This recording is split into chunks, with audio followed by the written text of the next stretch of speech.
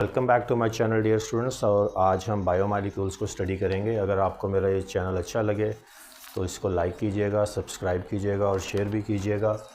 Biomolecules की अगर हम बात करें तो ये वो मॉलिक्यूल्स हैं जो लाइफ सस्टेनिंग प्रोडक्ट्स हैं, यानी ज़िंदगी का दारोमदार है। They are important components of living systems.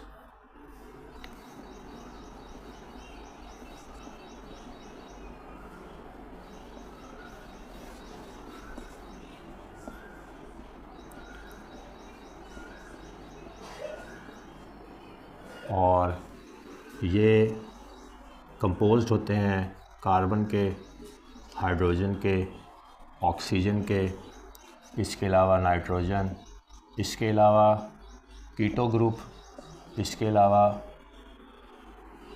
Aldehydic group और बाज़ केसेस में हमारा कार्बोक्सिलिक एसिड ग्रुप। तो ये है इनके इंग्रेडिएंट्स। तो ये वो मॉलिक्यूल्स हैं जो हमारी सेलुलर लाइफ की या हमारी ज़िंदगी की बुनियाद हैं। और ये कौन कौन से हैं? इनमें सबसे पहले कार्बोहाइड्रेट्स हैं, फिर प्रोटीन्स हैं, फिर लिपिड्स हैं, न्यूक्लिक एसिड्स हैं। तो इनको हम अब बारी बारी स्टडी करेंगे। कार्बोहाइड्रेट्स की बात करें तो they are hydrates of carbon. जितने भी बायोमॉलिक्यूल्स हैं वो कंडेंसेशन रिएक्शन के नतीजे में हमारी बॉडी के अंदर बनते हैं, यानी वाटर की उनमें एडिशन ज़रूर है। तो कार्बन के साथ जब पानी इंटरेक्ट कर जाएगा तो फिर आपको मिलेंगे कार्बोहाइड्रेट्स, जिनका जनरल फार्मूला ये है। और इनमें कार्बन प्रेजेंट है, हाइड्रोजन प्रेजेंट है, ऑक्सीजन प्रेजेंट है, इसके अलावा एल्डिहाइडिक ग्रुप प्रेजेंट है, ये एल्डिहाइडिक ग्रुप है। और इसके अलावा इसमें कीटो ग्रुप भी फंक्शनल ग्रुप के तौर पर हो सकता है, ये कीटो ग्रुप है। तो इनको हम इसी बुनियाद पर कहते हैं कि या ये एल्डोज शुगर हैं या ये कीटोज शुगर हैं। एल्डोजेस फ्रॉम एल्डिहाइड्स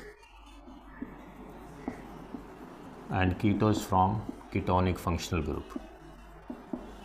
इसके अलावा नंबर ऑफ कार्बन एटम्स कितने जुड़े हुए हैं, लीनियर लिंकेज में हैं या रिंग शेप्ड हैं। तो इसकी दो ओरिएंटेशंस हैं, या ये लीनियर ज्योमेट्री में स्ट्रेट चेन में मिलेंगे या ये साइकिल की फॉर्म में होगा। वहाँ पे साइक्लिक फॉर्म में फिर इनमें रिंग स्ट्रेन आ जाती है।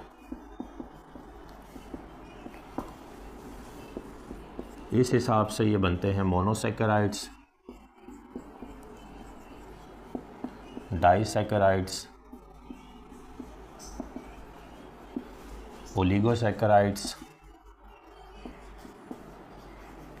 And polysaccharides.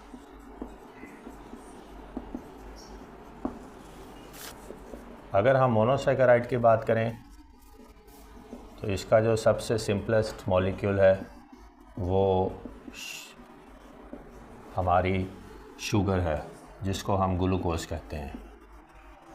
तो ये अल्फ़ा और बीटा लिंकेजेस में होती हैं। सिर्फ़ एक हाइड्रॉक्सिल ग्रुप की पोजीशन डिफ़र करती है और इनकी ओरिएंटेशन, सिमेट्री और इनकी एप्लीकेशंस और प्रोडक्टिविटी वेरी कर जाती हैं। तो ये हमारी सिंपलेस्ट ऑफ मोनोसैकेराइड है। मोनोसैकेराइड बाय डेफिनेशन वो वाले कार्बोहाइड्रेट्स हैं विच अपॉन हाइड्रोलिसिस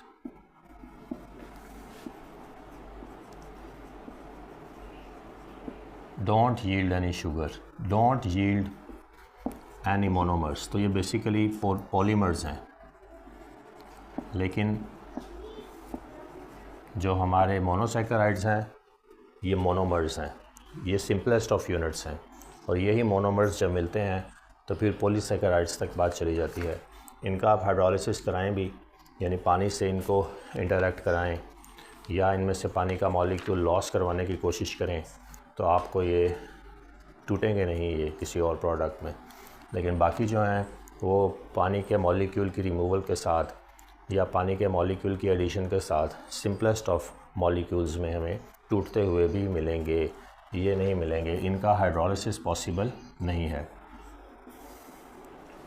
अब ये है हमारी सिंपलेस्ट ऑफ शुगर्स जिसको हम कहते हैं ग्लूकोज। इसमें इस तरह से कार्बन चिराल सेंटर्स भी बनते हैं जिसकी वजह से ओरिएंटेशन और सिमेट्री में फ़र्क आता है और एप्लीकेशंस में और प्रोडक्टिविटी में भी वेरिएशन आएगी।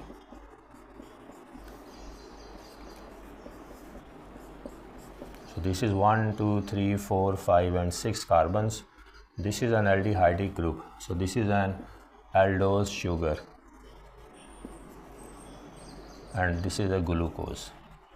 तो याद रखिएगा कि जो मोनोमर्स हैं इनका हाइड्रोलिसिस पॉसिबल नहीं है। पानी से इंटरेक्शन करवाने के नतीजे में इनको आप नहीं करवा सकते, यानी कि पानी से इंटरेक्ट करने के बाद ये टूटेंगे नहीं क्योंकि ये ऑलरेडी मोनोमर्स और सिंपलेस्ट ऑफ यूनिट हैं, तो इनका फर्दर ब्रेकअप पॉसिबल नहीं है। इनको आप ट्रायोज भी कह सकते हैं, 3 carbon, tetrose 4 carbon, pentose 5 carbon और हेक्सोज फॉर 6 कार्बन्स। डाइसैकेराइड्स हैं, इनकी मिसाल है सुक्रोज,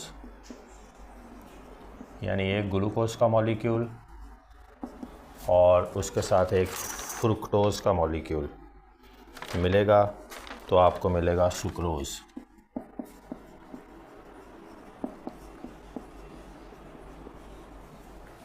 और ये किस तरह से हैं, इनको रिंग स्ट्रक्चर में ड्रॉ करके, तो ग्लूकोसाइड एक लिंकेज है, वो बॉन्ड जिससे ये दोनों सुक्रोज के मॉलिक्यूल में 2 मोनोमर यूनिट्स जुड़े होंगे उसको हम कहेंगे ग्लाइकोसाइड एक लिंकेज।